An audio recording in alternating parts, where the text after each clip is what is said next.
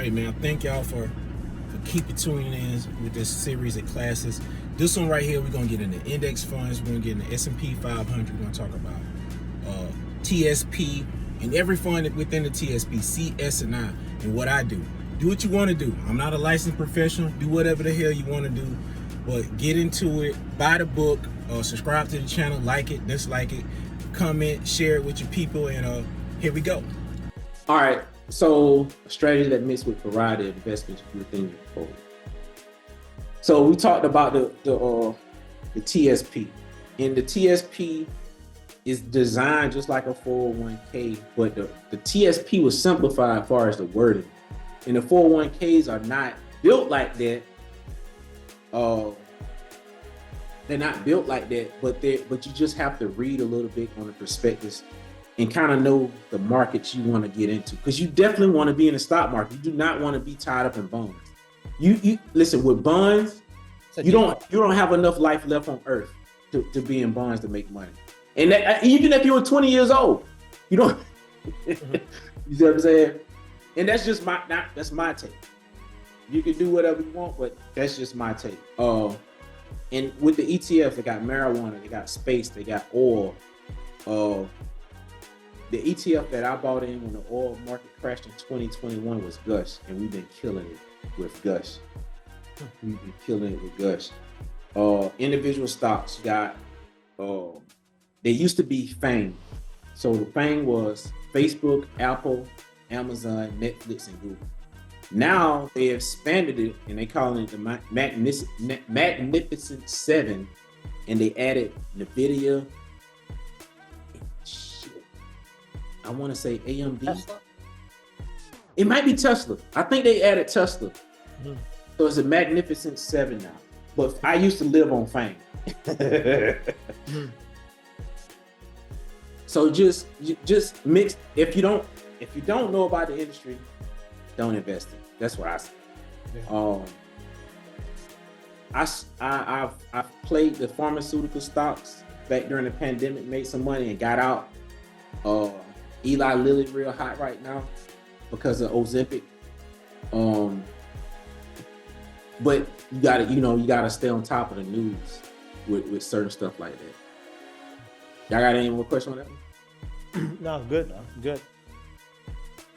All right, so this is an old screenshot of Robin Hood. I guess it's ancient. So market order is basically you buy it at market price. Just like when you go to Red Lobster, they say they got crab legs at market price. So if their market says it's $10 a share, you put it at $10 a share. So the limit order is you can buy or sell at the set amount. So say you got whatever money in your account and you waiting on this said stock to hit $8. You know, if it hit $8, that's your buy. So you just go in there, stock, auction, water company, you set it for $8. As soon as it hit that $8 mark during the day, during the open market hours, it fires off that order and you bought the stock at $8. So this is a high, it's not really a high level strategy. It's a strategy a lot of people will use to get in stocks while they cheap. For example, for Coke, if I say I want to buy it at $54 or $53, I can set it, and as soon as it hits, it'll buy it. Yeah, long as you have the money and the buying power, it'll execute. Got it. It won't even take the order if you don't have the money to buy it.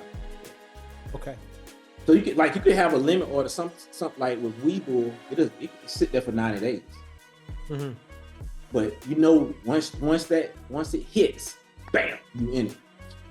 So stop loss is this. So when you're dealing with IPOs, stop loss can be your best friend. If you're new to a certain stock, stop loss can be your best friend too.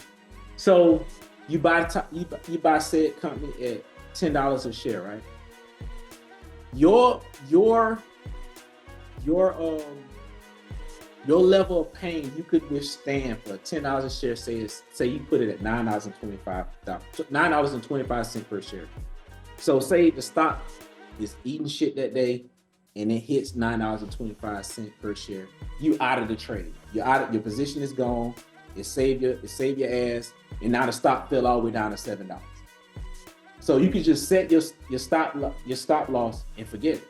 Set it and forget it, like my man on the infomercial back. Mm-hmm. You can just set it and forget it. And that's going to keep you from losing what you say you want to lose. So stop loss is a very powerful thing. Mm-hmm.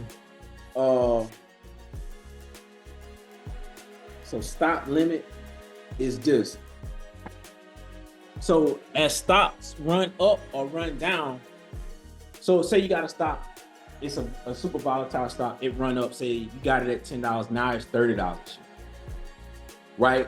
So you set your stop limit at 25, because you know once it go up, you want to cash out and get your money and be done with it. So I